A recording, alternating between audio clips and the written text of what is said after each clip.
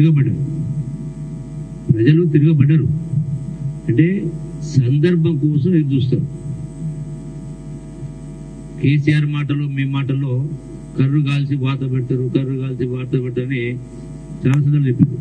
కర్రు కాల్చి వాత పెట్టారు, మీకు వాత పెట్టి 2 నెలలు కాలే, ఇలా ప్రజలు తిరగబడతారని మాట్లాడుతున్నారు. ఇంకొకటి, కేటీఆర్ అయినా హరీష్ అయినా ఆనాటి టీఆర్ఎస్ నాయకులందరూ కూడా ఆనాటి ప్రతిపక్షం కాంగ్రెస్ పార్టీ ఏదైనా మాట్లాడుతూ విమర్శిస్తే 2 ఏళ్ల పసిపిల్లగాడని మాట్లాడింది, 2 సంవత్సరాల పసిపిల్లగాడని మాట్లాడింది ఆనాటి ప్రభుత్వం పైన ఆనాటి ప్రతిపక్షం వాళ్ళు విమర్శిస్తే. మరి ఈనాడు 2 నెలలు కూడా కాలే, ఇంకా 2 సంవత్సరాలు 2 నెలలు కూడా కాలే ప్రభుత్వం వచ్చి. మరి మీరు ఎందుకోసమని ప్రజలు మీ పైన తిరగబడ్డారు అంటే 9 ఏళ్ల క్రితం మరి గొప్పగా పుస్తకాలు చదివిన వాళ్ళు, మేధావులు, నిష్ణాతులు, అనర్గళంగా మాట్లాడేటోళ్ళు లెక్కలు రాక చెప్పిన హామీలు 3 ఎకరాల దళితులకు 3 ఎకరాల భూమి ఇస్తామని, రైతాంగానికి ₹1,00,000 రుణమాఫీ చేస్తామని, నిరుద్యోగ యువకులకు 3,000 రూపాయలు నిరుద్యోగ భృతి ఇస్తామని, డబుల్ బెడ్రూమ్ కట్టిస్తామని, ఇవన్నీ చెప్పిన తర్వాత 9.5 సంవత్సరాల తర్వాత కూడా మీరు వాటిని అమలు చేయని కారణంగా ప్రజలు మీ పైన తిరగబడ్డారు. ఇంకో మాట ఏమంటున్నారు, వీళ్ళు ఇచ్చిన హామీలు 6 గ్యారంటీలు అమలు చేయాలంటే ఇన్ని లక్షల కోట్లు కావాలి, అవుతుందా అని మాట్లాడుతున్నారు. మరి కాంగ్రెస్ ప్రభుత్వం ఇచ్చినటువంటి 6 గ్యారంటీలు ఏవైతే ఉన్నాయో 4,000 రూపాయలు పెన్షన్ ఇస్తామంటే మీరు 5,000 ఇస్తామన్నారు.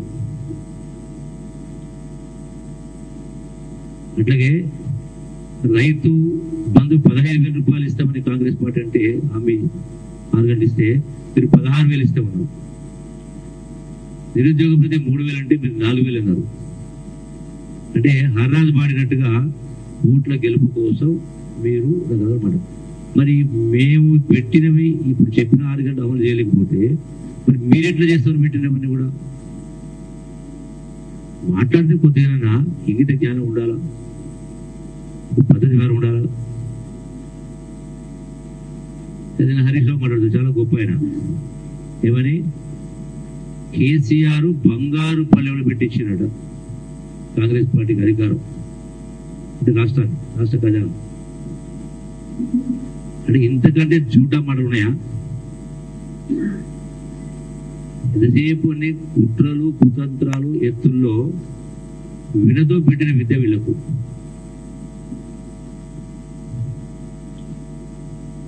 ఆనాడు ధనిక రాష్ట్రాన్ని మీ చేతులు అప్పచెప్తే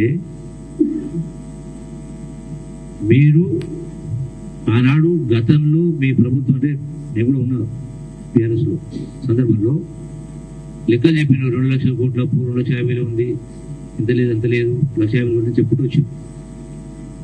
ప్రజలు కూడా నమ్మిన అందరూ నమ్మిన వాస్తవం. ఎందుకు మీరు ఎక్కడ కూడా ఏ జీవులు ఇష్యూ చేసినా ఆన్లైన్లో పెట్టలే, అంటే దాచిపెట్టి మూసిపెట్టింది. చాలా విషయాలు దాచిపెట్టి మూసిపెట్టింది, అంటే ప్రజలకు తెలియకుండా ఉండాలి. తీరా ఉన్న శాసనసభలో మీ నిర్వాహకమేందో మీ శర్వాకమేందో శాసనసభలో పట్టబయలైంది. 7 లక్షల కోట్ల అప్పు. అట్లనే మళ్ళీ ఇది కాకుండా విద్యుత్ సంస్థల అప్పు 81,000 కోట్ల రూపాయలు. ఈ 7 లక్షల కోట్ల అప్పుకే సంవత్సరానికి బహుశా సబ్జెక్టు కరెక్షన్ 40,000 కోట్ల పైచిలకు వేల వడ్డీ కట్టే పరిస్థితి. అయినా కూడా ఈనాడు కాంగ్రెస్ ప్రభుత్వం కేంద్రంలో సోనియా గాంధీ గారి నాయకత్వాన, ఖర్గే గారి నాయకత్వాన, రాష్ట్రంలో గౌరవ ముఖ్యమంత్రి రేవంత్ రెడ్డి గారి నాయకత్వాన చెప్పిన మాట కట్టుబడి ఎన్ని ఇబ్బందులున్నా ఎన్ని అడ్డంకులున్నా ఈనాడు ఆల్రెడీ 2 గ్యారెంటీలు మొదలుపెట్టడం జరిగింది. మిగతాయి కూడా డెఫినెట్ గా మీరు చేసిన నిర్వాహకాలు ఇన్ని ఇబ్బందులు ఉన్నా కూడా ఒక్కొక్క దాన్ని అధిగమిస్తూ డెఫినెట్ గా ఒకదాని తర్వాత ఒకటి అమలు చేసే కార్యక్రమం చేస్తాం. అమలు చేయకపోతే డెఫినెట్గా వచ్చే ఎన్నికల్లో ప్రజలు ఎవరి బుద్ధి వాళ్ళు బుద్ధి చెప్తారు. మీరు తిరగబడమంటే ప్రజలు తిరగబడ్డారు. మీరు ఆల్రెడీ మిమ్మల్ని తిరగబడ్డారు. ఇంకో మాట మాట కేటీఆర్ ఆదాని గురించి మా గౌరవ ముఖ్యమంత్రి గారు ఆదాని కలిస్తే ఏం మాట్లాడిండు? అలాయ్ బలాయ్ అని మాట్లాడారు. ఒక ప్రభుత్వ అధినేతగా ఎవరి కోసం? ప్రజల కోసం, నిరుద్యోగ యువత కోసం, పారిశ్రామిక అభివృద్ధి కోసం. పారిశ్రామికలు కలుస్తారు, మీరు కలిసిలేరా? మీరు అలా బలాయ్ అంట కాగలేరా? బీజేపీ అంట కాగలేరా? ఎన్ని సందర్భాల్లో ఆనాటి కేంద్ర ప్రభుత్వం ప్రవేశపెట్టిన పార్లమెంట్ ప్రవేశపెట్టిన ప్రతి బిల్లుకు మీరు సమర్థించారు. అది రైతు చట్టాలైనా, ఇది నిరుద్యోగ యువత కోసం పెట్టుబడులు తీసుకొచ్చి ఉపాధి అవకాశాల కోసం, వ్యక్తిగతం కాదు కదా. అంటే ఆ మాత్రం కామన్ సెన్స్ లేదా? అంటే రాజకీయం కోసం ఏది పడుతుంది మాట్లాడతారా? కొద్దిగా మీనింగ్ ఉండాలి కదా మాట్లాడితే. అట్లాగే ఈనాడు ఒకటి కాదు, హరీష్ రావు మాట్లాడతారు గజూరు. రెండవ పంటకు నీళ్ళు ఇవ్వాలని కృష్ణాకి సంబంధించి. వాస్తవంగా జూరాలైనా, కల్వకుర్తి లిఫ్ట్ అయినా, కేలైనా కృష్ణాలో వాటర్ ఇన్ఫ్లోస్ లేవు.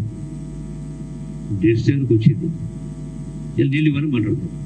ఇలా జ్ఞాపకం చేస్తున్నా ఆనాటి ముఖ్యమంత్రి కేసీఆర్ గారికైనా, మరి ఈనాడు ఉన్నటువంటి శాసనసభ్యుడు మాజీ మంత్రి హరీష్ రావు గారు గడిచిన 2022-23 సంవత్సరంలో శ్రీశైలంలో నీళ్లుండి ఫుల్ వాటర్ ఉండి ఖరీఫ్కి వెళ్ళి రబీకి వెళ్ళే, అంటే వరి వేస్తే ఊరి అని చెప్పి నీళ్లు కిందకి వదిలేసారు. నీళ్ళు ఇవ్వలేదు, వాటర్ ఉండి కూడా. నీళ్లు ఉండి కూడా నీళ్ళు ఇవ్వలేమో మీరు గొప్పవాళ్ళు. ఇలా నీళ్లు లేకున్నా రెండో పంట పడి అన్నాడు, పంటకు నీళ్ళు ఇవ్వాలంటారు. అంటే ఇదేనా మీ మేదంటారు? అంటే ఏదైనా మాట మాట్లాడితే ఒక పద్ధతి అర్థం ఉండాలి కదా, లెక్క పక్క ఉండాలి కదా. ఏది లేకుండా ఇష్టారాజ్యంగా మాట్లాడతాం. అంటే వీళ్ళకు ఓటమి చవి చూసినా ఇప్పటికి కూడా వీళ్ళకు జ్ఞానోదయం కాలే. అంటేనే అహంకారం. ఎందుకు మీకు ప్రజలు మేము తిరగబడ్డారు అంటే మీ అహంకారం, కుటుంబ పాలన, ఇష్టారాజ్యం, అవినీతి, దోపిడీ నిరూపించాలని మాట్లాడుతున్నాం. నేను గతంలో చెప్పి మళ్ళీ చెప్తాను. ఎందుకు మీరు జీవోలు ఇవ్వాలని దాచిపెట్టి మూసిపెట్టారు? ఎందుకు ఓపెన్ టెండర్ సిస్టమ్ కాలేదు? ఫస్ట్ ఆల్రెడీ కోర్టులో కేసు నడుస్తా ఉన్నాయి. కేసులు వేసింది విజయవాడ కోర్టుకు, మీకు అవినీతి కోర్టులో కేసు వేసింది. ఏదో రకంగా ఇష్టారాజ్యంగా అంటే 10 సంవత్సరాల అధికారం ఉండి కూడా ఏ ఒక్కటి కూడా అమలు చేయలే. ముస్లింలకు 12% ఉన్నారు, అది కూడా అమలు చేసే కార్యక్రమం చేయలే.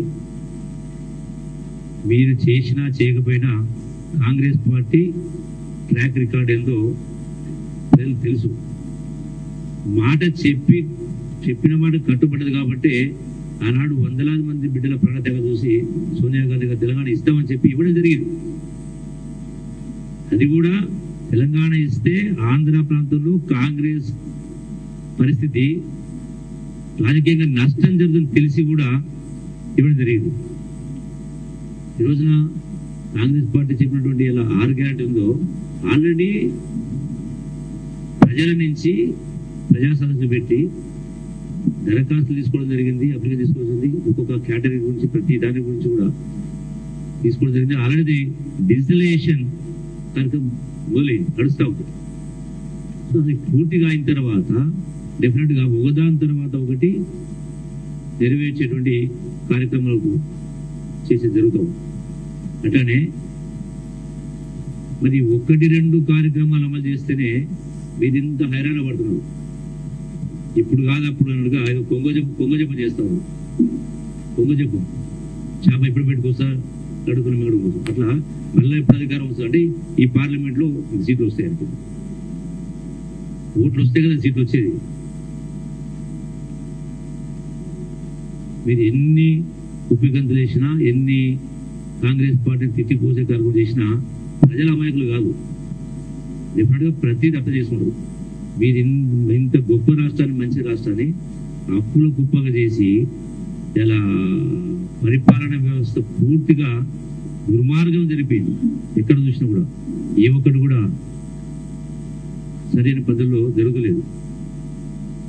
ఇంకా 3 నెలలే కదా, 3 నెలల తర్వాత పార్లమెంట్ ఎన్నికల్లో డెఫినెట్గా మహా వస్తే మీకు పూర్తిగా పక్క బయట కూడా 2-3 ఇస్తే ఇవ్వచ్చు ప్రజలు. డెఫినెట్గా జరిగేది అదే. మనం చూడలేదా, 100 కోట్లు కుమ్మరిచ్చిండు, 100 కోట్లు 1000 కోట్లు.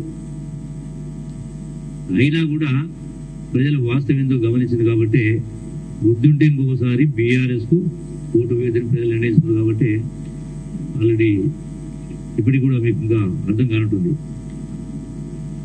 ఈ మిగతా హామీలు కనుక పూర్తయితే బీఆర్ఎస్ పార్టీ పరిస్థితి ఉంటుందో అర్థం చేసుకోవచ్చు.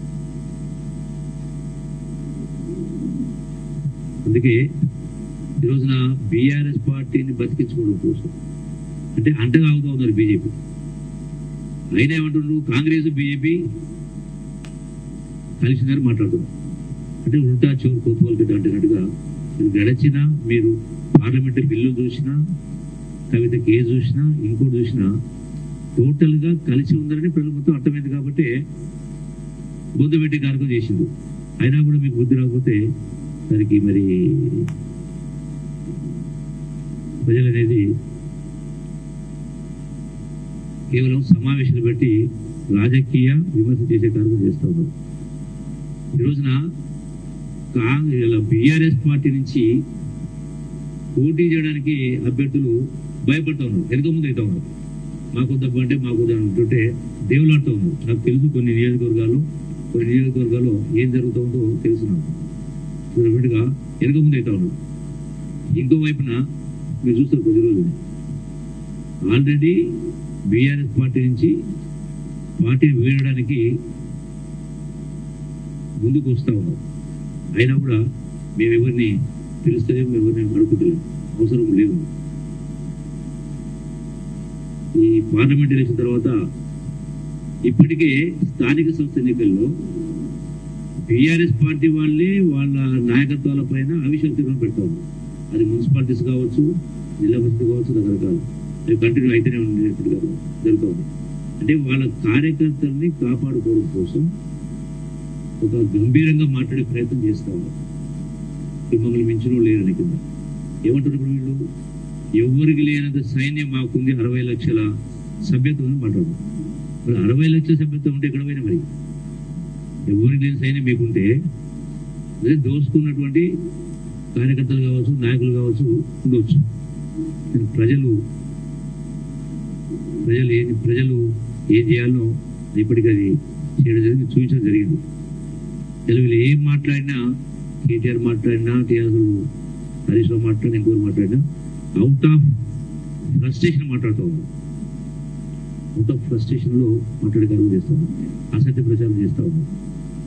ఇలా ఇప్పటికే మా గౌరవ ముఖ్యమంత్రి గారు ఈ యొక్క బీఆర్ఎస్ పార్టీ చేసిన అవినీతి పైన సందర్భం నుంచి ఇప్పటికే విజిలెన్స్ ఎంక్వైరీలు కావచ్చు, సుప్రీంకోర్టు హైకోర్టును ఆశ్రయించడం జరిగింది. సిట్టింగ్ జడ్జి తోటి ఎంక్వైరీ చేయమని చెప్పి ఇప్పటికే కూడా జరిగింది. సాగునీటి ప్రాజెక్టుల పైన ఇతరత్ర ఏ విధంగా అవినీతి జరిగింది అనేది ప్రజలందరికీ తెలుసు. మీరు ఎన్ని మాట్లాడినా, ఏం చేసినా రాబోయేటువంటి ఎన్నికల్లో, పార్లమెంట్ ఎన్నికల్లో డెఫినెట్గా కాంగ్రెస్ పార్టీ మన శాసనసభలో జరిగినటువంటి వాటికంటే కూడా అదనంగా in terms of percentage of votes డెఫినెట్గా ఇంకా పెరగబోతా ఉంది. దాని ద్వారా 13-14 సీట్లు మహా అంటే 1-2 వస్తే రావచ్చు కాంగ్రెస్ పార్టీ. అది కూడా ఏంటి అంటే వేరే వాళ్ళని పెడితే గెలవాలని మేమైతేనే గెలుస్తామని కుటుంబ సభ్యులు వెళ్తున్నారో ఆ కుటుంబ సభ్యులు 1-2 గెలిస్తే గెలవచ్చు. అంటే అడవులను దోపిడీ చేసి, అడవులను ఖర్చు పెట్టి కాలం చేసి చేసుకోవచ్చు. అది తప్ప ఎన్ని మాట ఇప్పటికైనా నేను ఏమంటానంటే సూచిస్తున్నా, ఈ తప్పుడు ప్రచారాల అబద్ధాలు మానండి. ప్రజలకు విశ్వాసపరుస్తుంటే నిజాయితీగా మాట్లాడితే ఉన్నదిన్నట్టుగా మాట్లాడితే ప్రజలు విశ్వసిస్తారు. మీరు తిమ్మిని పంపించేసినట్టుగా